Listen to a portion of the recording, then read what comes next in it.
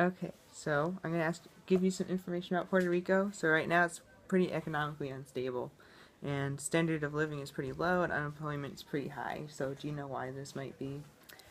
This is probably because the U.S. has Puerto Rico under a territory, and as a territory, the U.S. is able to do whatever they want to the country, like without Puerto Rico's consent or anything.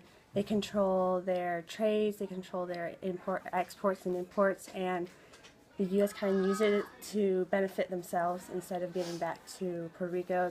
Even though they're citizens of the United States, they Hmm. don't get the benefits of health care or things like that, so that's Right, probably why. exactly. So do you know what neo-imperialism is? All right, so that's kind of like so imperialism is like it's usually considered like 100 years ago when powerful countries like U.S. and Spain, France, Germany, they take over like smaller, less developed countries and use them for their resources and take advantage of the people. So would you say that this relationship between the United States and Puerto Rico is an example of neo-imperialism? Yeah, I really think so, yeah. I think they kind of call them a commonwealth, but that I don't really see it as that because they're not both benefiting. I kind of see it more of like the U.S. is taking over and just exactly what that word is. Okay, cool. So let's see. 2012, Puerto Rico held a survey for its people asking if they wanted to stay as a commonwealth or have a change, and the majority voted for a change. Out of that majority, the majority voted to be a state as opposed to being independent, which is also possible under the U.S. Yeah. Constitution.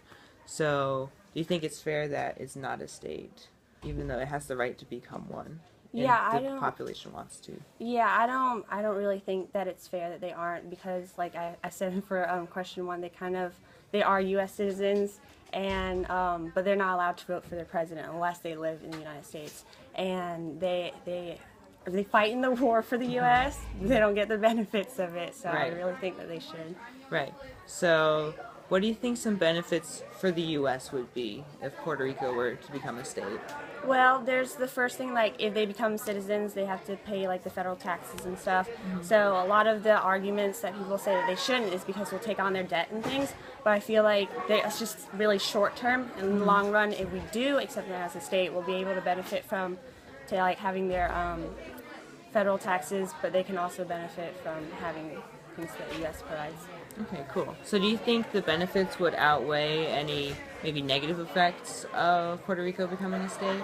Yeah, I think it would. The only true concern that I see that's a problem that's like in the long run is that they might lose some of their cultural identity and things. But if that's the only problem that there is, and if we're mindful of that, then that won't happen.